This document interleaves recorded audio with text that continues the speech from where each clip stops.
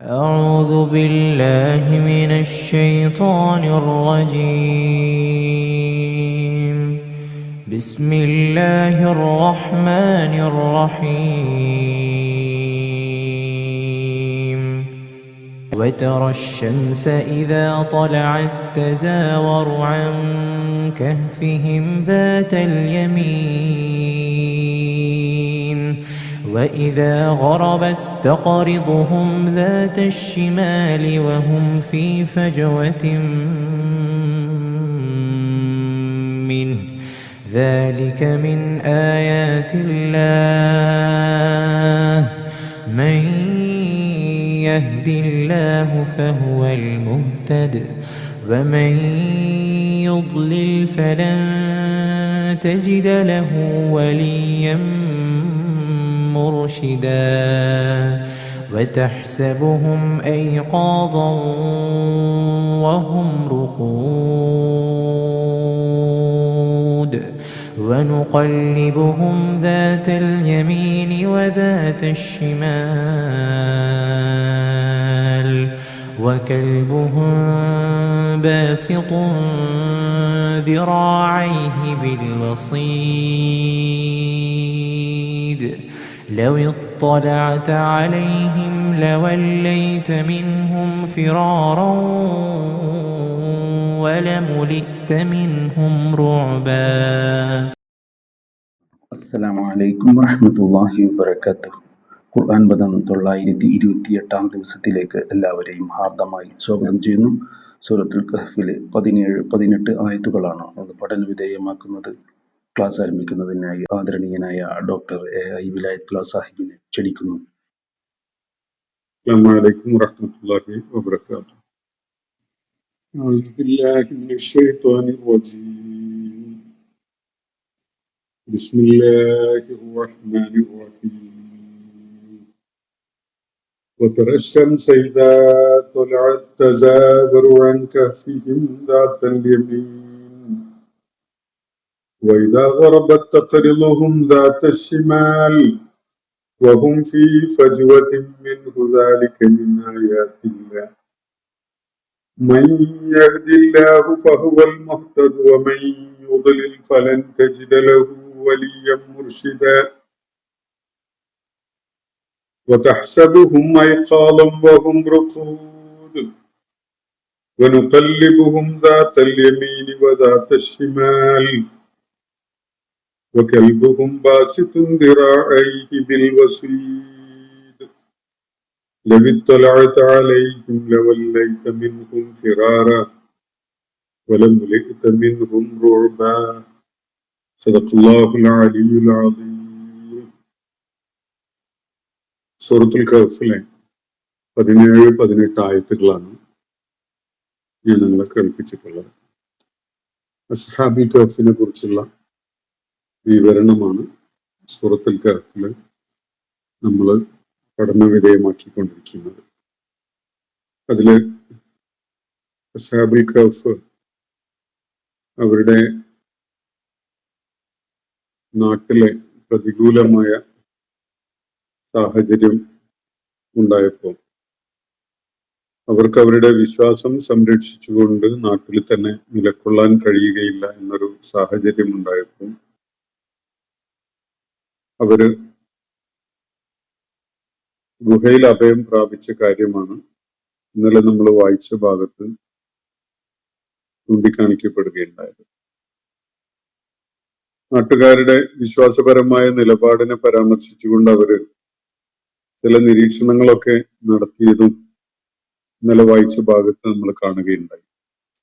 ഹഉലാഇ ഖൗമുന തഖദൂ മിൻ ദൂനിഹി ആലിഹ, ഏകനായ പ്രപഞ്ച സൃഷ്ടാവായ അള്ളാഹുവിനെ കൂടാതെ മറ്റു പലരെയും ആലിഹത്തായിട്ട് സ്വീകരിച്ചിരിക്കുകയാണ് നമ്മുടെ ഈ നാട്ടുകാർ, നമ്മുടെ ഈ ആളുകൾ.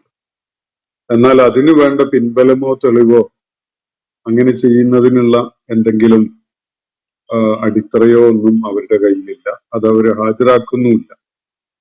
അപ്പൊ അള്ളാഹുവിന്റെ പേരിൽ തികച്ചും വ്യാജമായ കാര്യമാണ് അവര് അവകാശപ്പെട്ടുകൊണ്ടിരിക്കുന്നത്, പറഞ്ഞുകൊണ്ടിരിക്കുന്നത്. അങ്ങനെ ചെയ്യാനുള്ള ഒരു ന്യായവും അല്ലെങ്കിൽ അതിനു പറ്റിയ ബുദ്ധിപരമായ തെളിവോ ഒന്നും തന്നെ അവരുടെ കയ്യിലില്ല. ഇതാണ് അവരുടെ അവസ്ഥ എന്നാണ് ഈ അഹ്ലുൽ കഹഫായിട്ടുള്ള അസ്ഹാബുൽ കഹഫായിട്ടുള്ള ആളുകൾ അവരുടെ വിശ്വാസ കാര്യങ്ങൾ ദൃഢപ്പെടുത്തിക്കൊണ്ട് ഒരു നിലപാട് സ്വീകരിച്ച ഘട്ടത്തിൽ അവര് തങ്ങളുടെ നാട്ടുകാരെ കുറിച്ച് നിരീക്ഷിക്കുന്നത്. അങ്ങനെ ഈ നാട്ടുകാരെയും അവര് ആരാധ്യരായി സ്വീകരിച്ചിരുന്ന അവരുടെ ആലിഹത്തുകളെയും ഒക്കെ കൈവെടിഞ്ഞുകൊണ്ട് അവര് ഗുഹയില് അഭയം തേടുകയാണ്. നിങ്ങളേതായാലും ഈ നാട്ടുകാരെയും അവരുടെ ആരാധ്യന്മാരെയും ഒക്കെ അവരിൽ നിന്നൊക്കെ ഒഴിഞ്ഞു മാറിയതാണല്ലോ, നിങ്ങൾ അതിൽ നിന്ന് അവരെ കൈയൊഴിഞ്ഞു പോകുന്നതാണല്ലോ. അതുകൊണ്ട് നിങ്ങൾ ഗുഹയിൽ അഭയം പ്രാപിച്ചോളൂ. അള്ളാഹു നിങ്ങൾക്ക് അവന്റെ കാരുണ്യം ചൊരിഞ്ഞു തരും. നിങ്ങളുടെ കാര്യങ്ങളൊക്കെ അവൻ നിങ്ങൾക്ക് എളുപ്പമാക്കി തരും. ഇങ്ങനെയാണ് അവർ പരസ്പരം പറയുകയുണ്ടായത്. അങ്ങനെയാണ് അവർ ഗുഹയിൽ അഭയം തേടുന്നത്. വളരെ താൽക്കാലികമായ ഒരു അഭയകേന്ദ്രം എന്നുള്ള നിലക്കാണ് ഗിരിപ്രദേശത്തെ ഒരു ഗുഹയിൽ അവര് ചെന്ന് അഭയം തേടുന്നത്. താൽക്കാലികമായി അവരെ വേട്ടയാടിക്കൊണ്ടിരുന്ന നാട്ടിലെ ശത്രുക്കളെ അവരുടെ ദൃഷ്ടിയിൽ നിന്നൊന്ന് മറഞ്ഞിരിക്കാൻ ഒരിടം എന്നുള്ള നിലക്ക് മാത്രമാണ് അവര് ഗുഹയിൽ അഭയം തേടുന്നത്. എന്നാൽ അതിനെ തുടർന്ന് അള്ളാഹുവാണ് പിന്നെ അവരുടെ കാര്യങ്ങളിൽ അവരുടെ സുരക്ഷയൊരുക്കുന്നതിന് വേണ്ട സജ്ജീകരണങ്ങളും സംവിധാനങ്ങളും ഒക്കെ പിന്നെ ചെയ്യുന്നത്.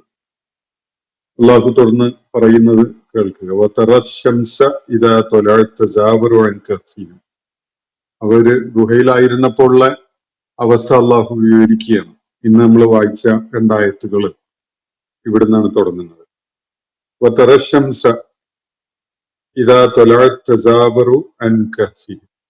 സൂര്യൻ ഉദിച്ചു പൊങ്ങുമ്പോ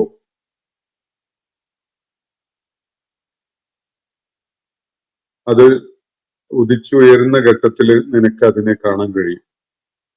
തസാവറു അൻ കഹ്ഫിഹിം, അവരുടെ ഗുഹയുടെ ഭാഗത്ത് നിന്ന് തെന്നിപ്പോകുന്നത്. ദാത്തൽ യമീൻ, വലതുഭാഗത്തേക്കായിട്ടാണ് അത് തെന്നി മാറുന്നത്. അപ്പൊ സൂര്യൻ ഉദിച്ചുയരുന്ന സമയത്ത് സൂര്യൻ വലതുഭാഗത്തേക്ക് തെന്നിപ്പോവുകയാണ്. ഗുഹാമുഖത്തുനിന്ന് വലതുഭാഗത്തേക്കായിട്ട് തെന്നിപ്പോവുകയാണ്. സൂര്യൻ ഉദിച്ചുയരുന്ന ഘട്ടത്തില് ഗുഹക്കകത്ത് സൂര്യപ്രകാശം വീഴാത്ത വിധത്തിലാണ് സൂര്യൻ വലതുഭാഗത്തേക്കായിട്ട് തെന്നിമാറി പോകുന്നത്. വൈദാ ഖറബത് തഖ്രിലുഹും ദാത്ത ശിമാൽ, സൂര്യൻ അസ്തമിച്ച് താഴുമ്പോ അത് ഇടത് ഭാഗത്തേക്കായിട്ട് ചാഞ്ഞു പോകുന്നതാണ് നിനക്ക് കാണാൻ കഴിയുക. ഇതാണ് അല്ലാഹു ഈ ഗുഹയിലെ അതില് താമസം, അതിൽ തങ്ങിയ ആളുകൾ അവിടെ കഴിഞ്ഞുകൂടുമ്പോഴുള്ള അവസ്ഥ വിവരിച്ചു തരികയാണ്. അവർ തങ്ങിയിട്ടുള്ള, അവർ കയറിയിരിക്കുന്ന ആ ഗുഹ ഉദയസമയത്ത് സൂര്യൻ ഉദിച്ചു പൊങ്ങുന്ന സമയത്ത് അത് ഗുഹയുടെ വലതുഭാഗത്തേക്കായിട്ട് നീങ്ങി പോകുന്നത് കാരണമായും അത് അസ്തമിച്ച് താഴുമ്പോ സൂര്യൻ ഗുഹയുടെ ഇടതുഭാഗത്തേക്കായിട്ട്, ഗുഹാമുഖമാണ് ഇന്നത്, ഗുഹാമുഖത്തിന്റെ ഇടതുഭാഗത്തേക്കായിട്ട് ചാഞ്ഞു പോകുന്നതായും നിനക്ക് കാണാൻ കഴിയും. ഇവരോ വഹും ഫി ഫജുവത്തിൻ മിൻഹു, അവര് ഗുഹക്കകത്തെ ആ വിസ്താരമുള്ള സ്ഥലത്താണുള്ളത്. അവരെ അതിനകത്ത് അവർ കഴിഞ്ഞുകൂടുന്നത് ഗുഹക്കകത്തെ ആ വീതി വിസ്താരമുള്ള ആ ഫജുവത്തിലാണ്. വഹും ഫി ഫജുവത്തിൻ മിൻഹു. അപ്പോ ഉദിച്ചുയരുമ്പോഴായാലും അസ്തമിച്ച് താഴുമ്പോഴായാലും സൂര്യന്റെ പ്രകാശം ഗുഹക്കകത്ത് വീഴുകയില്ല എന്നതാണ് അതിന്റെ ഒരു പ്രത്യേകത.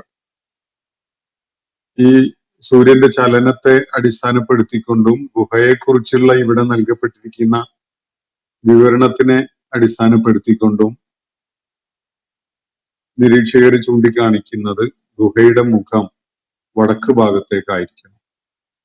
അങ്ങനെ ആയാലാണ് സൂര്യൻ ഉദിച്ചു വരുമ്പോ അത് ഗുഹയുടെ വലതുഭാഗത്തേക്കായിട്ടും അസ്തമിച്ച് താഴുമ്പോ ഗുഹയുടെ ഇടതുഭാഗത്തേക്കുമായിട്ട് തെന്നിപ്പോവുക.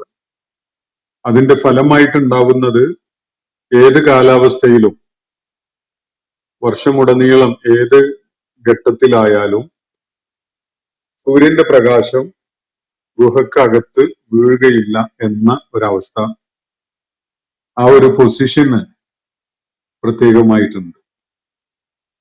സൂര്യപ്രകാശം ഗുഹക്കകത്തേക്ക് കടക്കാത്ത വിധത്തില് ആണ് അതിന്റെ ഗുഹാമുഖമുള്ളത്.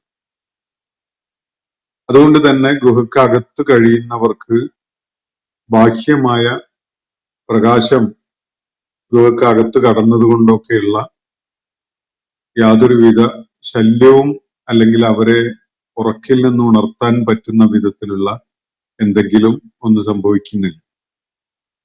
അതേപോലെ ഗുഹക്ക് വെളിയിലുള്ള ആളുകളുടെ കാര്യത്തില് അവരുടെ ശ്രദ്ധ ഗുഹക്ക് അകത്തേക്ക് എത്താനും സാധ്യത വളരെ കുറവാണ്. അതിനായിട്ട് ഒരുങ്ങി അകത്തേക്ക് എത്തി നോക്കി അതിലേക്ക് ഇറങ്ങി നോക്കിയാലൊക്കെ മാത്രമേ അതിനകത്തുള്ള കാര്യങ്ങൾ കാണാൻ ഇടയാവുകയുള്ളൂ.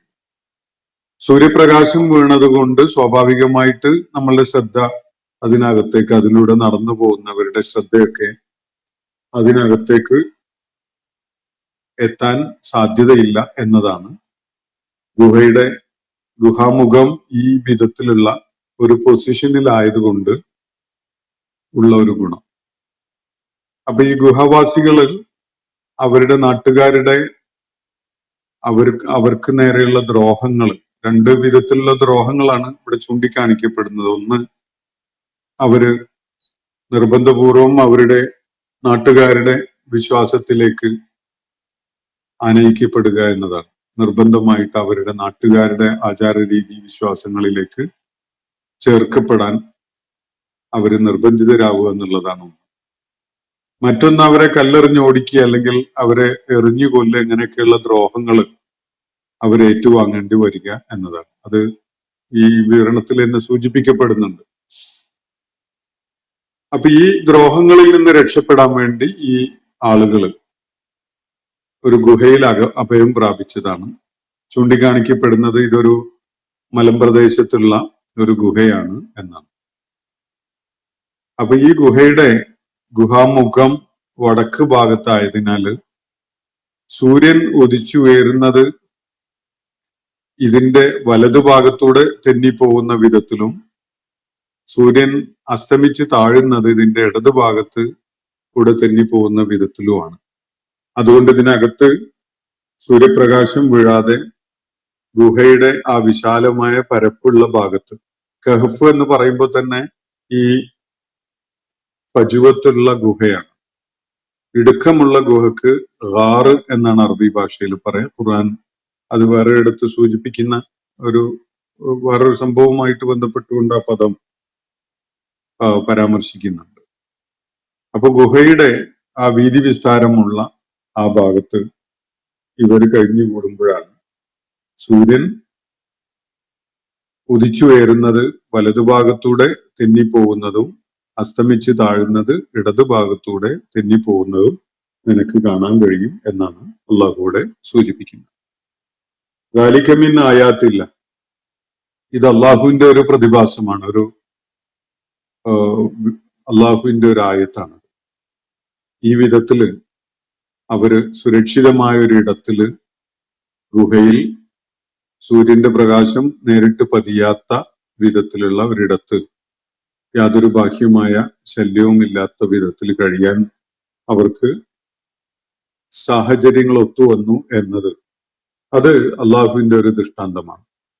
ഈ വിവരണത്തിന്റെ തുടക്കത്തില് ഹസിബുത്ത എന്ന് പറഞ്ഞുകൊണ്ടാണല്ലോ തുടങ്ങിയത്. നമ്മളത് മനസ്സിലാക്കിയതാണ്. നബി സല്ലല്ലാഹു അലൈഹി വസല്ലമയോട് അള്ളാഹു ചോദിച്ചത് ഹസിബുത്ത അന്ന അസ്ഹാബുൽ കഹ്ഫി വറഖീമി കാനൂ മിൻ ആയാതിനാ അജബ എന്ന് പറഞ്ഞുകൊണ്ട്. അതേ വാക്കിവിടെ വീണ്ടും വരികയാണ് ആയത്ത് എന്നുള്ളത്. അവിടെ അജബ എന്നൊരു വാക്ക് ചൂണ്ടിക്കാണിച്ചുകൊണ്ട് അല്ലെങ്കിൽ ആ വാക്ക് ഉപയോഗിച്ചുകൊണ്ടാണ് അങ്ങനെ വളരെ വിസ്മയകരമായ ദൈവിക ദൃഷ്ടാന്തങ്ങളിൽ ഒന്നാണ് എന്ന് നീ അതിനെക്കുറിച്ച് കരുതിയോ എന്നൊരു ചോദ്യമാണ് അവിടെ ഉന്നയിക്കപ്പെട്ടത്. എന്നാൽ ഇത് തീർച്ചയായിട്ടും ഒരു ദൈവിക ദൃഷ്ടാന്തം തന്നെയാണ്. വളരെ അത്ഭുതം കൂറാൻ കാരണമാവുന്ന വിസ്മയകരമായ അള്ളാഹുവിന്റെ ഈ പ്രപഞ്ച സൃഷ്ടിപ്പിനെ പോലെയൊക്കെയുള്ള ഒരു ദൃഷ്ടാന്തം എന്ന് കാണേണ്ടതില്ല. അത്രയൊന്നും അത്ഭുതമുളവാക്കുന്നതല്ലെങ്കിലും ഇത് ദൈവിക ദൃഷ്ടാന്തം തന്നെയാണ്. ദാലിക്കമിന്നായാത്തില്ല. ഈ സൗകര്യമൊരുക്കലും അവര് ഗുഹയുടെ ഈ ഫജ്വത്തിൽ വന്ന് കഴിയാൻ ഇടയായതും സൂര്യൻ ഉദിച്ചുയരുന്നതോ അസ്തമിച്ച് താഴുന്നതോ അകത്തിരിക്കുന്ന ഈ ആളുകൾക്കൊരു പ്രയാസം ഉണ്ടാക്കാത്ത വിധത്തില്, അങ്ങോട്ട് വെളിച്ചം അരിച്ചിറങ്ങാത്ത വിധത്തിലുള്ള ഒരു സുരക്ഷിതത്വമുള്ള ഒരു സ്ഥലമാണ് എന്നത്, ആ വിധത്തിൽ അവര് ഒരു ഷെൽട്ടർ നൽകപ്പെട്ടു എന്നത് തീർച്ചയായിട്ടും അള്ളാഹുവിന്റെ ദൃഷ്ടാന്തങ്ങളിൽ പെട്ടത് തന്നെയാണ്. എന്നിട്ട് അള്ളാഹു തുടർന്ന് പറയുന്നത് മൈ യഹ്ദില്ലാഹു, ആർക്കാണോ അള്ളാഹു മാർഗദർശനം നൽകുന്നത്, ഫഹുവൽ മുഹ്തദ്, അയാളാണ് മാർഗദർശനം സിദ്ധിച്ചിട്ടുള്ള ആൾ. ആർക്കാണോ ജീവിതത്തിലെ അനിവാര്യമായ ഒരു വഴി കാണിക്കൽ ആവശ്യമായിട്ടുള്ളത്, ആർക്കാണോ അള്ളാഹു ജീവിതത്തിൽ അനിവാര്യമായ ഒരു വഴി കാണിക്കൽ ചെയ്തിട്ടുള്ളത്, അവനാണ് മാർഗദർശനം കിട്ടിയ ആള്. ഏത് കാര്യത്തിലും അങ്ങനെയാണ്. നമ്മൾ ജീവിത ലക്ഷ്യത്തെക്കുറിച്ചും ജീവിതത്തിന്റെ അർത്ഥസൂചനകളെ കുറിച്ചൊക്കെ ഉള്ള ഒരു മാർഗദർശനം ദൈവികമായിട്ട് മനുഷ്യന് ആവശ്യമുണ്ട്. തീർച്ചയായിട്ടും അള്ളാഹു നൽകുന്നവർക്ക് മാത്രമേ അത് ലഭിക്കുന്നുള്ളൂ. അതിന് അർഹതയുള്ളവർക്കൊക്കെ അള്ളാഹു നൽകുകയും ചെയ്യും. അതേപോലെ തന്നെ ഭൗതികമായ കാര്യങ്ങളിലും മനുഷ്യന് ദൈവികമായ ഒരു ഇടപെടലും സഹായവും ഒക്കെ ആവശ്യമുണ്ട്. ഭൗതികമായ വിഭവങ്ങള്, ജോലി, അതുപോലെ ജീവിത സാഹചര്യം, സുരക്ഷിതത്വം, ഈ വക വിഷയങ്ങളിലൊക്കെ തന്നെ നമുക്കത് ഫലപ്രദമായി ലഭിക്കാൻ, പ്രയോജനപ്പെടാൻ സാധിക്കണമെങ്കിൽ നമ്മളുണ്ടായതുകൊണ്ടും ഈ വക സംഗതികളൊക്കെ ചുറ്റുപാടും ഉണ്ടായതുകൊണ്ടും മാത്രം പോരാ. അത് നമുക്ക് പ്രയോജനപ്പെടുത്താൻ പറ്റുന്ന വിധത്തിൽ അള്ളാഹു അതിന് നമ്മളെ മാർഗദർശനം ചെയ്താലേ നമുക്കതിന്റെ പ്രയോജനം ഉണ്ടാവുള്ളൂ. അല്ലെങ്കിൽ എത്രയോ പേരെ നമുക്ക് കാണാൻ കഴിയുന്നുണ്ട്, മറ്റുള്ളവർക്കൊക്കെ പ്രയോജനകരമായി മാറുന്ന പലതും വേറെ ചിലർക്ക് പ്രയോജനകരമായി മാറാതെ അവര് അവയുടെ മുന്നിൽ പകച്ചു നിൽക്കുന്ന അവസ്ഥയൊക്കെ എത്രയോ കാര്യങ്ങളിൽ നമ്മൾ കാണുന്നുണ്ട്. അപ്പൊ ഇതൊക്കെ ദൈവികമായൊരു മാർഗദർശനത്തിന്റെ കൂടി ഭാഗമാണ്. ഇപ്പൊ അവര് നാട്ടിൽ നിന്ന് രക്ഷപ്പെടാൻ വേണ്ടി ശ്രമിച്ചുകൊണ്ടിരിക്കുമ്പോ ഈ ഗുഹയിൽ കയറി പറ്റാൻ അവർക്ക് ഒരു തോന്നലുണ്ടായിട്ടുണ്ടെങ്കിൽ അതില് ദൈവികമായ ഒരു മാർഗദർശനമാണ്. വേറെ ഒരിടത്താണ് കയറിയിരിക്കാൻ അവർക്ക് തോന്നിയിട്ടുണ്ടായിരുന്നതെങ്കിൽ ഒരുപക്ഷെ അവരെ പിന്തുടർന്നു വരുന്ന അവരുടെ ശത്രുക്കള് അവരെ എളുപ്പത്തിൽ കണ്ടെത്തുമായിരുന്നു. അവരെ എളുപ്പത്തിൽ ശ്രദ്ധയിൽ പെടുന്ന ഒരവസ്ഥയൊക്കെ ഉണ്ടാകുമായിരുന്നു. അങ്ങനെയൊന്നുമില്ലാതെ അവർക്ക് സുരക്ഷിതമായിട്ട് ഗുഹയിൽ തങ്ങാൻ സാധിച്ച ആ ഒരു സംഗതി, ഇത് ദൈവികമായ മാർഗദർശനം തന്നെയാണ്. ആർക്കാണോ അള്ളാഹു മാർഗദർശനം നൽകുന്നത്, അവനാണ് മാർഗദർശനം സിദ്ധിച്ചിട്ടുള്ളത്. വേറെ ആർക്കും ആരുടെ കാര്യത്തിലും ഇടപെട്ടുകൊണ്ട് മാർഗദർശനം നൽകുക എന്നത് സാധ്യമല്ല. വമയുദലിൽ, ആരെയാണോ അള്ളാഹു ദുർമാർഗത്തിലേക്ക് അല്ലെ മാർഗഭ്രംശത്തിലേക്ക് തള്ളിവിടുന്നത്, ഫലൻ തജിദ ലഹു വലിയ മുർഷിദ, അവനെ ശരിയായ മാർഗത്തിലേക്ക് നയിക്കാൻ കഴിയുന്ന ഒരു രക്ഷകനെ നിനക്ക് കണ്ടെത്താൻ സാധ്യമേ അല്ല എന്നാണ് അള്ളാഹു തുടർന്ന് പറയുന്നത്. അപ്പോ ഹിദായത്ത് അള്ളാഹുവിന്റെ ഒരു അനുഗ്രഹമാണ്. അത് അർഹിക്കുന്നവർക്ക് അവൻ അത് നൽകുന്നു. അങ്ങനെ അള്ളാഹുവിന്റെ ഹിദായത്ത് നൽകപ്പെട്ട ആളുകൾ തീർച്ചയായിട്ടും അവരാണ് മുഹ്തദ്, ശരിയായ മാർഗം സിദ്ധിച്ച ആള്. എന്നാൽ അള്ളാഹു ആരെയാണോ ഒരു പിഴച്ച മാർഗത്തിലേക്ക് അങ്ങ് തള്ളിവിട്ടിട്ടുള്ളത്, തീർച്ചയായിട്ടും ഖുർആൻ പലയിടത്തും സൂചിപ്പിക്കുന്ന ഒരു കാര്യം, ആരെങ്കിലും പിഴച്ച മാർഗത്തിൽ പോകുന്നുണ്ടെങ്കിൽ അത് അവരതാണ് അർഹിക്കുന്നത് എന്നതുകൊണ്ടാണ് അങ്ങനെ സംഭവിക്കുന്നത്. ഫലൻ തജിദ ലഹു, അങ്ങനെ സംഭവിച്ചു കഴിഞ്ഞാൽ, ഒരാൾ ദലാലത്തിലേക്ക് തള്ളിവിടപ്പെട്ടു കഴിഞ്ഞാൽ, അങ്ങനെ ഒരാളുടെ കാര്യത്തിൽ അയാൾക്കൊരു രക്ഷകനായിട്ട്, ഒരു വലിയ മുർഷിദായിട്ട്, മാർഗം കാണിക്കുന്ന, ദിശ കാണിച്ചു കൊടുക്കുന്ന ഒരാളായിട്ട് ഉണ്ടാവുന്നത് നിനക്ക് കാണാനേ പറ്റുകയില്ല എന്നാണ് അള്ളാഹു ഇവിടെ പറയുന്നത്. അപ്പോ ആര് ഹിദായത്തിൽ ആയിട്ടുണ്ടെങ്കിലും അത് ദൈവികമായ ഒരു അനുഗ്രഹമാണ്. ആര് വലാലത്തിൽ പോകാൻ ഇടയായിട്ടുണ്ടെങ്കിലും അത് ഒരു അനുഗ്രഹ നിഷേധമാണ്. അങ്ങനെ അനുഗ്രഹ നിഷേധം അർഹിച്ച ഒരാൾക്ക് മാർഗദർശനം ചെയ്യാൻ ഒരു സംരക്ഷകനും വരുന്നതായിട്ട് നിനക്ക് കാണാൻ സാധിക്കുകയേ ഇല്ല എന്നാണ് അള്ളാഹു നബി സല്ലല്ലാഹു അലൈഹി വസല്ലമയോട് ഈ ഒരു സന്ദർഭം മുൻനിർത്തിക്കൊണ്ട് പറയുന്നത്. എന്നിട്ട് അള്ളാഹു വീണ്ടും അവരുടെ ഗുഹയിലെ അവസ്ഥയെ പരാമർശിക്കുകയാണ്. വതഹ്സബുഹും ഐഖാല, നിങ്ങൾ കരുതുന്നുണ്ടാവും അവർ ഉണർന്നിരിക്കുകയാണെന്ന്. ഗുഹയുടെ അകത്ത് ആ ഫജ്വത്തിൽ ഇരിക്കുമ്പോ അവര് ഉണർന്നിരിക്കുന്നവരാണെന്ന് നിങ്ങൾക്ക് തോന്നും. എന്നാൽ വഹും റുഖൂദ്, അവർ ഉറങ്ങിക്കിടക്കുന്നവരാണ്. ഉണർന്നിരിക്കുന്നവരെ പോലെയുള്ള ചില ചലനങ്ങളൊക്കെ അവരുടെ ഭാഗത്തുനിന്ന് എനിക്ക് കാണാം. ഒരല്പം അകലെ നിന്നൊക്കെ അവരെ നിരീക്ഷിക്കാൻ പറ്റിയാൽ അവര് ഉണർന്നിരിക്കുന്ന ആളുകളാണ്, ഉറങ്ങുന്നവരല്ല എന്നൊക്കെ തോന്നിയെന്ന് വരും. എന്നാൽ യഥാർത്ഥത്തിൽ വഹും റുഖൂദുൻ, അവര് ഉറങ്ങിക്കിടക്കുന്നവരാണ്. വനുഖല്ലിബുഹും ദാത്തൽ യമീനി വദാത്ത ശിമാൽ, അവരെ നാം വലത്തോട്ടും ഇടത്തോട്ടുമായിട്ട് അങ്ങനെ മറിച്ചിട്ടുകൊണ്ടിരിക്കുകയാണ്. ഗുഹക്കകത്ത് സൂചിപ്പിക്കപ്പെട്ടല്ലോ, ദീർഘമായ ഒരു കാലം അവർ ഉറങ്ങിക്കിടന്നിട്ടുണ്ട്. പുറം ലോകവുമായുള്ള സകല ബന്ധങ്ങളും അറ്റുപോയ വിധത്തില് 300 ചില്ലാനും വർഷങ്ങൾ അവര് ഗുഹക്കകത്ത് തങ്ങുകയാണ്, ഉറങ്ങിക്കഴിയുകയാണ്.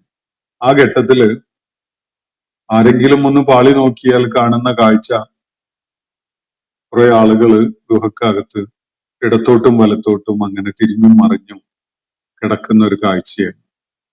അവര് ഇടത്തോട്ട് മറിയുന്നുണ്ട്, വലത്തോട്ട് മറിയുന്നുണ്ട്. അപ്പോ ഒരൊറ്റ നോട്ടത്തിലുള്ള കാഴ്ചയിൽ തോന്നുക അവരൊക്കെ ഉണർന്നിരിക്കുന്ന ആളുകളാണ്, അവരെന്തോ ഒന്ന് സംഘമായിട്ട് ചെയ്തുകൊണ്ടിരിക്കുകയാണ് എന്നൊക്കെയാണ് പെട്ടെന്ന് തോന്നിപ്പോവുക. അതുകൊണ്ട് തഹ്സബുഹും ഐഖാല, ഉണർന്നിരിക്കുന്നവരാണ് അവര് എന്ന് നീ ഒരു പക്ഷേ കരുതിയേക്കും. എന്നാൽ വഹും റുഖൂദ്, അവര് ഉറങ്ങിക്കിടക്കുന്നവരാണ്. വനുഖല്ലിബുഹും ദാത്തൽ യമീനി വദാത്ത ശിമാൽ, അവരെ നാം വലതുഭാഗത്തേക്കും ഇടതുഭാഗത്തേക്കുമായിട്ട് അങ്ങനെ മറിച്ചിട്ടുകൊണ്ടിരിക്കുകയാണ്. വകൽബുഹും ബാസിത്തുൻ ദിറാഇഹി ബിൽ വസീദ്, അവരുടെ നായ ഗുഹാമുഖത്ത് അതിന്റെ മുൻകാലുകള് സ്ട്രെച്ച് ചെയ്തുകൊണ്ട്, നീട്ടി വെച്ചുകൊണ്ട് അങ്ങനെ കിടക്കുകയാണ്. ഇതാണ് കാഴ്ച.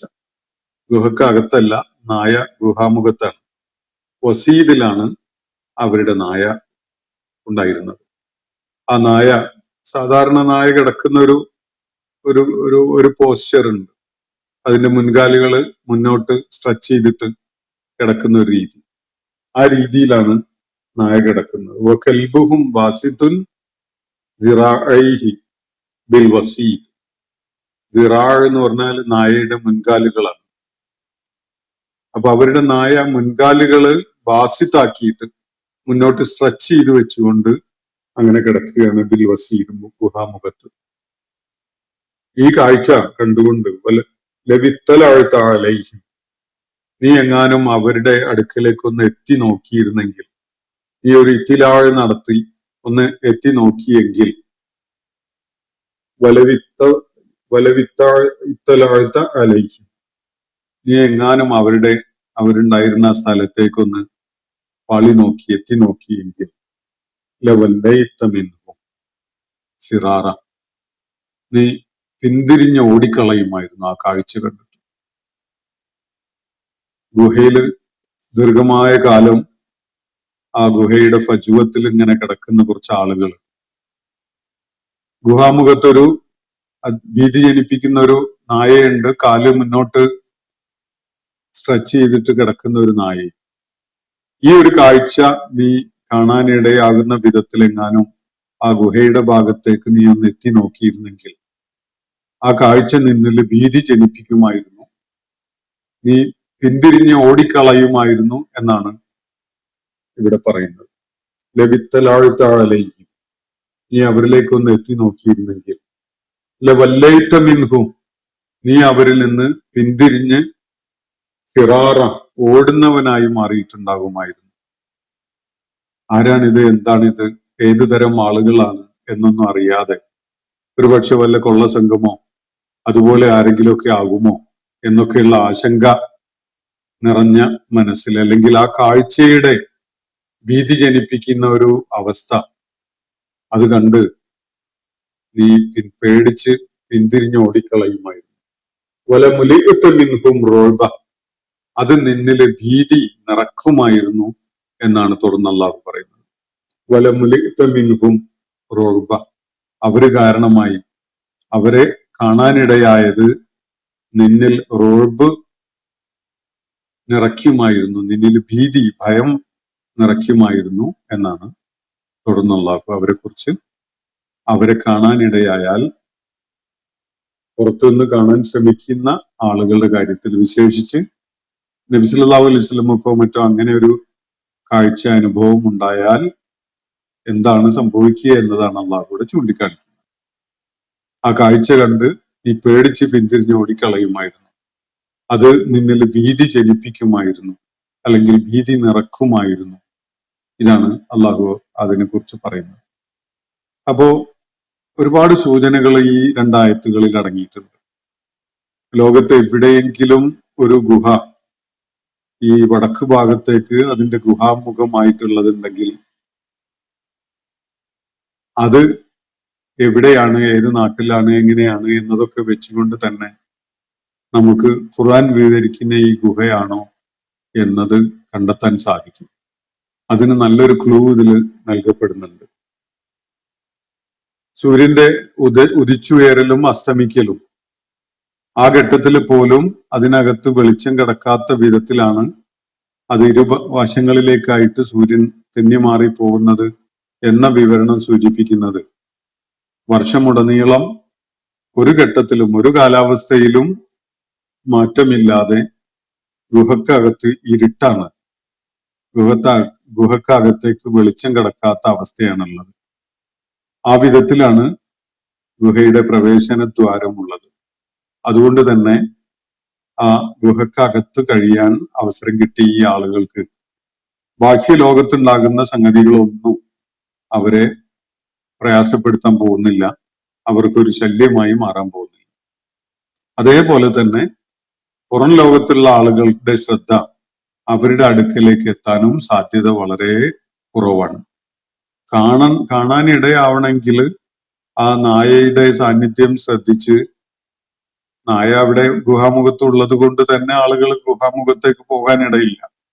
എങ്ങാനും ഗുഹയുടെ അകത്തേക്ക് ഒന്ന് എത്തി നോക്കാൻ ആരെങ്കിലും ശ്രമിക്കുകയാണെങ്കിൽ അവർക്ക് കാണാൻ കഴിയുന്ന കാഴ്ചയുടെ ഭീകരത കാരണമായി അവർ പിന്തിരിഞ്ഞ് ഓടിക്കളയും, അവരിൽ ഭയം നിറഞ്ഞിട്ടുണ്ടാകും എന്നാണ് ഖുർആൻ ചൂണ്ടിക്കാണിക്കുന്നത്. ഈ വിവരണം ഇവിടെ അവസാനിക്കുന്നില്ല, ബാക്കി കാര്യങ്ങൾ തുടർന്നുള്ള ആയത്തുകളിൽ പറയുന്നുണ്ട്.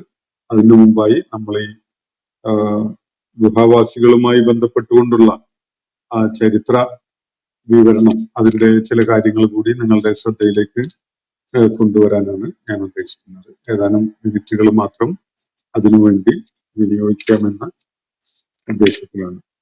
അപ്പോ ഞാൻ ഇന്നലെ സൂചിപ്പിച്ചു, വളരെ പ്രാചീനമായ ഒരു സാക്ഷ്യം ഇങ്ങനെ ഒരു ചരിത്ര സംഭവത്തിന് ലഭ്യമായിട്ടുണ്ടായിരുന്നു. പൂർവികരായ മുഫസ്സിറുകൾക്ക്, പ്രത്യേകിച്ച് ഇബ്നു ജരീർ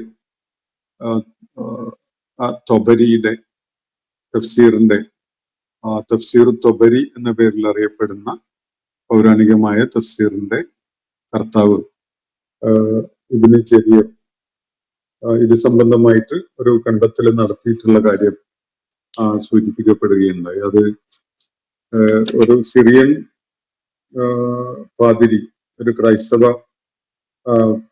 പാതിരി, ജെയിംസ് സൊറഗി എന്ന പേരുണ്ടായിരുന്ന ഒരാള് സിറിയൻ ഭാഷയിൽ എഴുതിയ ചില സെർമൺസിൽ ഇങ്ങനെ ഒരു പരാമർശം, ചില സൂചനകൾ നൽകപ്പെടുന്നുണ്ട്. ഇതിൽ നിന്നാണ് തബരിക്ക് ആ വിവരണങ്ങൾ ലഭിക്കുന്നത്. അതുപോലെ ഇത് യൂറോപ്പിലേക്കും ഭാഷാന്തരം ചെയ്യപ്പെട്ടുകൊണ്ട് എത്തിയിട്ടുണ്ടായിരുന്നു. അങ്ങനെയാണ് പ്രമുഖ ചരിത്രകാരന് ഗിബണ് ഇത് ലഭ്യമാവുന്നത്. അദ്ദേഹത്തിന്റെ വിവരണത്തില് 7 സ്ലീപ്പേഴ്സ് എന്ന ഒരു അധ്യായം അദ്ദേഹത്തിന്റെ റോമ സാമ്രാജ്യത്തിന്റെ പതനത്തെ കുറിച്ചുള്ള അദ്ദേഹത്തിന്റെ ചരിത്ര ഗ്രന്ഥത്തില് ഉള്ളതായി നമ്മൾ കാണുകയുണ്ടായി. അപ്പോ ഈ വിവരണങ്ങളില് ചില വിശദാംശങ്ങൾ കൂടി നമ്മൾ മനസ്സിലാക്കാൻ നമുക്ക് ഉപകരിക്കുന്ന ഒരു സംഗതി, ജെയിംസ് സൊറഗി എന്ന പേരിലുള്ള ഈ സിറിയൻ പാതിരിയുടെ കാര്യത്തില് അദ്ദേഹം ജനിക്കുന്നത് ഈ ഗുഹാവാസികളെ ഉണർന്നെണീറ്റ് രണ്ടോ മൂന്നോ ദശകങ്ങൾ പിന്നിട്ട ശേഷമാണ്. ഒരു 20 or 30 വർഷങ്ങളൊക്കെ, അല്ലെങ്കിൽ 30 or 40 വർഷങ്ങൾക്ക് ശേഷമാണ് അദ്ദേഹം AD 452 ജനിക്കുന്നത്. അപ്പോ അതിന്റെ പുറകോട്ട് നമ്മൾ കണക്ക് കൂട്ടേണ്ടി വരും. ഒരു 309 വർഷം ഇതിൽ നിന്ന് കുറച്ച് കഴിഞ്ഞാൽ ഒരു AD 142 മറ്റോ ഒക്കെ ആയിട്ട്, അല്ലെങ്കിൽ 150 അറൗണ്ട് ഒക്കെ ആയിട്ടാണ് ഈ സംഭവം ഉണ്ടായിട്ടുണ്ടാവുക. യേശുവിന്റെ ദൗത്യ നിർവഹണത്തിന് ശേഷം റോമ സാമ്രാജ്യത്തിന്റെ ഒരു ഭാഗമായിരുന്ന അന്നത്തെ എഫീസസ് പട്ടണത്തിലാണ് ഈ സംഭവം അരങ്ങേറുന്നത് എന്നാണ് മനസ്സിലാക്കാൻ സാധിക്കുന്നത്. എഫീസസിൽ അന്നത്തെ ഭരണം നിർവഹിച്ചിരുന്ന ആള് ചരിത്രത്തിൽ അറിയപ്പെടുന്നത് സീസർ ഡീഷിയസ് എന്ന പേരിലാണ്. ഇദ്ദേഹത്തെ അറബ് മുഫസ്സിറുകള് ദഖ്യാന്യൂസ് എന്നൊക്കെയുള്ള പദങ്ങൾ ഉപയോഗിച്ചുകൊണ്ടാണ് അത്. ഈ ഡീഷ്യസ് എന്നതിന്റെ ഒരു മറ്റൊരു വായനയാണ്. അപ്പോ സീസർ എന്നത് അറബിയിൽ കൈസർ എന്നാണല്ലോ എഴുതുക, എല്ലാവർക്കും അറിയുന്ന ഒരു കാര്യമായിരിക്കും. അപ്പൊ അതേപോലെയുള്ള ഭാഷാപരമായ വ്യത്യാസങ്ങളാണ്. അപ്പോ ഈ പരാമർശം ഇത് ഗിബന്റെ ഡിസ്ക്രിപ്ഷൻ അനുസരിച്ച് AD 249 മുതൽ 251 വരെ റോമ സാമ്രാജ്യത്തിന്റെ ചക്രവർത്തിയായിരുന്ന ആളാണ് ഇദ്ദേഹം. ഇദ്ദേഹത്തിന്റെ കാലത്താണ് അത് ഈ കാലഗണനയിൽ ചില പ്രശ്നങ്ങൾ ന്യായമായിട്ടും ഉണ്ടായിട്ടുണ്ടാവാം. കാരണം ചരിത്ര ആലേഖനത്തിന്റെ വളരെ റൂഡിമെന്ററി ആയ ഒരു ഘട്ടമാണ് ഇതൊക്കെ.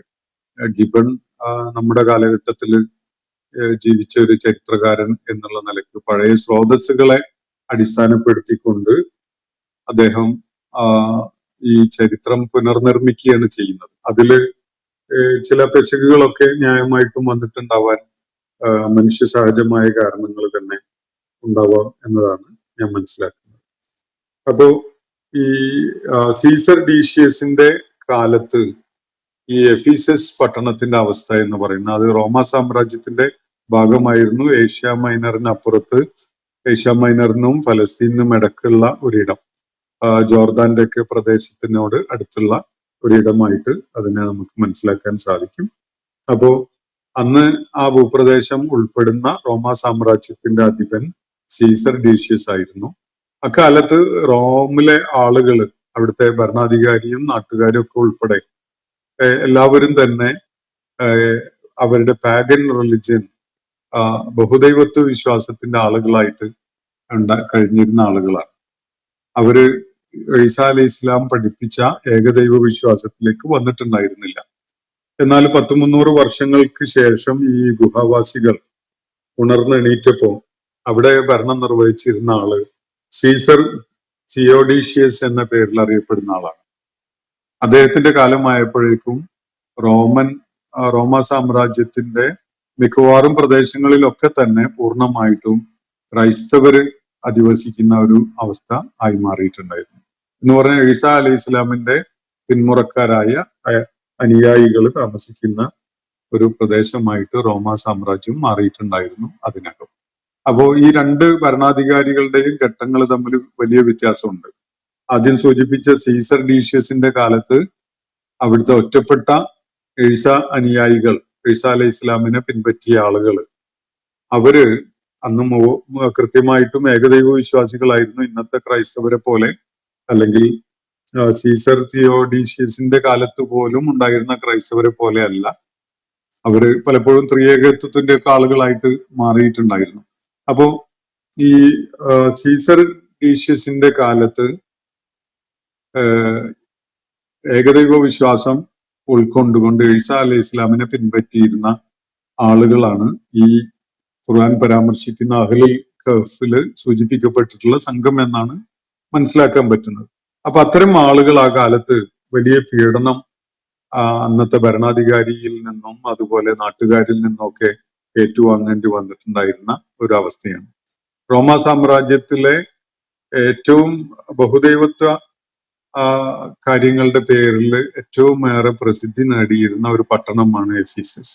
അവിടെ ഡയന എന്ന പേരിൽ ദേവതക്ക് ഒരു പ്രത്യേക ക്ഷേത്രം തന്നെ ഉണ്ടായിരുന്നു.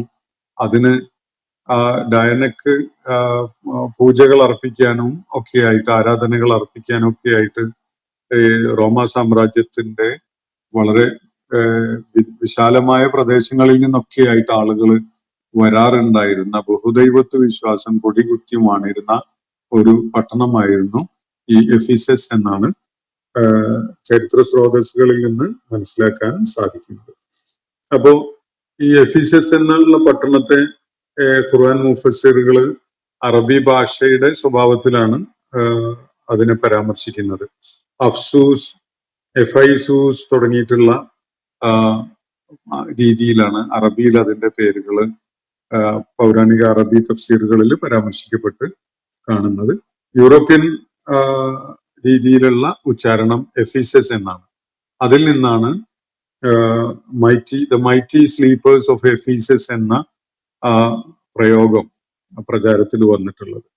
അപ്പൊ അത് റോമിന്റെ ഏറ്റവും അറിയപ്പെടുന്ന ഒരു തുറമുഖ പട്ടണവും അതുപോലെ ഏറ്റവും വിസ്തൃതിയുള്ള ഒരു പട്ടണവും അതേപോലെ തന്നെ ഏറ്റവും ഏറെ ബഹുദൈവത്വപരമായ വിശ്വാസവും ആചാരവും ഒക്കെ കൊടികുത്തി വാഴുകയൊക്കെ ചെയ്തിരുന്ന ഒരു ഭൂപ്രദേശമാണ്. അത് പിന്നീട് നശിച്ചു പോവുകയാണ് ചെയ്യുന്നത് ഈ പട്ടണം. ഇന്ന് ആ പട്ടണങ്ങളുടെ അവശിഷ്ടങ്ങൾ മാത്രമൊക്കെ കാണാൻ സാധിക്കുകയുള്ളൂ. അപ്പോ 350 വർഷത്തെ ഉറക്കത്തിന് ശേഷം ഈ ഗുഹാവാസികൾ ഉണർന്നെണീറ്റ ഘട്ടത്തില് ആ നാട്ടില് ഭരണം നടത്തിയിരുന്നത് ക്രൈസ്തവ വിശ്വാസിയായിരുന്ന സീസർ തിയോഡീഷ്യസ് ആണ്. അപ്പോഴേക്ക് അവിടുത്തെ സാഹചര്യങ്ങളൊക്കെ മാറി.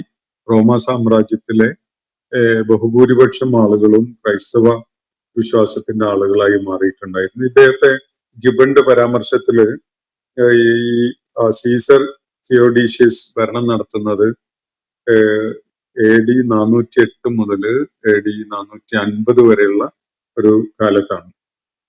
ഈ കാലം കഴിഞ്ഞ് അല്ലെങ്കിൽ ഏകദേശം ഒരു 10, 20, 25, 30 വർഷങ്ങളൊക്കെ പിന്നിട്ട ഘട്ടത്തിലാണ് ഇതിനെക്കുറിച്ച് ആദ്യമായിട്ട് രേഖപ്പെടുത്തുന്ന അല്ലെങ്കിൽ ലഭ്യമായ ഒരേ ഒരു രേഖ ജെയിംസ് സെറോഗി എന്നുള്ള പേരിൽ അറിയപ്പെട്ട അസിറിയൻ പാതിരിയുടെ സെർമൺസ് അത് രചിക്കുന്ന ആള് പിറവിയെടുക്കുന്നത് ഈ സീസർ തിയോഡീഷ്യസിന്റെ കാലം പിന്നിട്ട് പിന്നെയും 20-30 വർഷങ്ങളൊക്കെ പിന്നിട്ടതിന് ശേഷമാണ് എന്നാണ് മനസ്സിലാക്കാൻ സാധിക്കുന്നത്.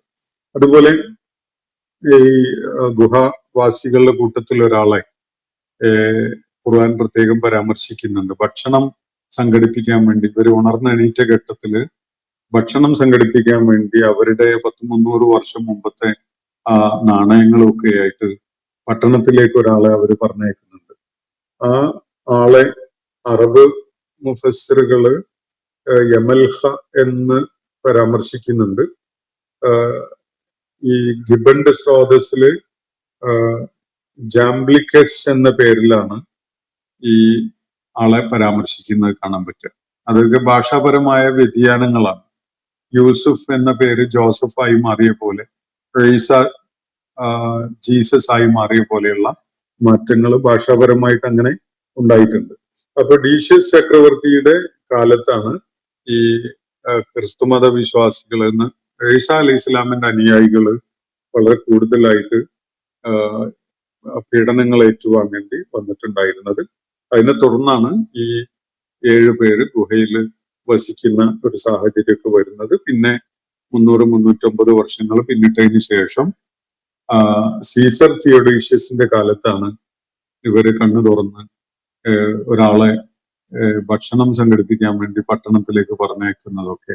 ആ ആള് ആ പഴയ കാലത്തെ കോയിൻസ് കാണിച്ചുകൊണ്ട് അല്ലെങ്കിൽ നൽകിക്കൊണ്ട് ഭക്ഷണം വാങ്ങാൻ വേണ്ടിയുള്ള ശ്രമം നടത്തുന്ന അതിനിടക്കാണ് ഇവരെ ആളുകൾ ശ്രദ്ധിക്കാൻ ഇടയാവുന്നതും ഇത് രാജാവ് രാജാവിന്റെ ശ്രദ്ധ അതിൽ പതിയൊക്കെ ചെയ്യുന്നത് എന്നാണ് മനസ്സിലാക്കാൻ പറ്റുന്ന വിധത്തില് മുഫസ്സിറുകൾ ചൂണ്ടിക്കാണിക്കുന്നത്. അപ്പോ ഖുർആന്റെ സൂചനകള് ഇത് സംബന്ധമായിട്ട് അതിൽ വരുന്നുണ്ട്, തുടർന്നുള്ള ആയത്തുകളിൽ ഇത് സംബന്ധമായിട്ട്. അപ്പോ ഇതില് ഞാൻ സൂചിപ്പിച്ചുവല്ലോ, ഈ വർഷങ്ങളുടെ കണക്ക് ഖുർആൻ മുന്നോട്ട് വെക്കുന്നത് 309 വർഷങ്ങളാണ്. എന്നാൽ ഗിബന്റെ വിവരണത്തില് ഇതില് വ്യത്യാസമുണ്ട്. 196 വർഷങ്ങളാണ് ഗിബന്റെ കാൽക്കുലേഷനിൽ വരുന്നത്. ഈ ഒരു സംഗതി പറഞ്ഞുകൊണ്ട് തന്നെ മുഹമ്മദ് നബി സ്വന്തം നിലക്ക് രചിച്ചതാണ് ഖുർആൻ എന്ന ഒരു ധാരണ വെച്ചുകൊണ്ട് ഗിബൻ മുഹമ്മദ് നബിയുടെ അറിവില്ലായ്മയെ ആക്ഷേപിക്കുന്നതും അദ്ദേഹത്തിന്റെ രചനകളിൽ വരുന്നുണ്ട്. അപ്പോ ഇതൊക്കെയാണ് ഇതുമായി ബന്ധപ്പെട്ടുകൊണ്ടുള്ള ചരിത്ര പശ്ചാത്തലം നിങ്ങളെ കേൾപ്പിക്കാൻ ഉദ്ദേശിച്ചിരുന്നത്. ബാക്കി കാര്യങ്ങൾ ഇൻഷാ അല്ലാഹ് ആയത്തുകൾ വിവരിക്കുന്നതിന്റെ ഭാഗമായിട്ട് നമുക്ക് മനസ്സിലാക്കാൻ ശ്രമിക്കാം. അള്ളാഹു നമ്മെ എല്ലാവരെയും അനുഗ്രഹിക്കുമാറാവട്ടെ. വാഖിറു ദഅ്വാനാ അനിൽ ഹംദുലില്ലാഹി റബ്ബിൽ ആലമീൻ. അസ്സലാമു അലൈക്കും വറഹ്മത്തുള്ളാഹി വബറകാതുഹു. ഇന്നത്തെ ഖുർആൻ പദം ഇവിടെ സമാപിക്കുന്നു. ഖുർആൻ പദത്തിൽ പങ്കെടുത്ത എല്ലാവർക്കും അള്ളാഹു അർഹമായ പ്രതിഫലം നൽകി അനുഗ്രഹിക്കട്ടെ. വആഖിറു ദഅ്വാനാ അനിൽ ഹംദുലില്ലാഹി റബ്ബിൽ ആലമീൻ. അസ്സലാമു അലൈക്കും വറഹ്മത്തുള്ളാഹി വബറകാതുഹു.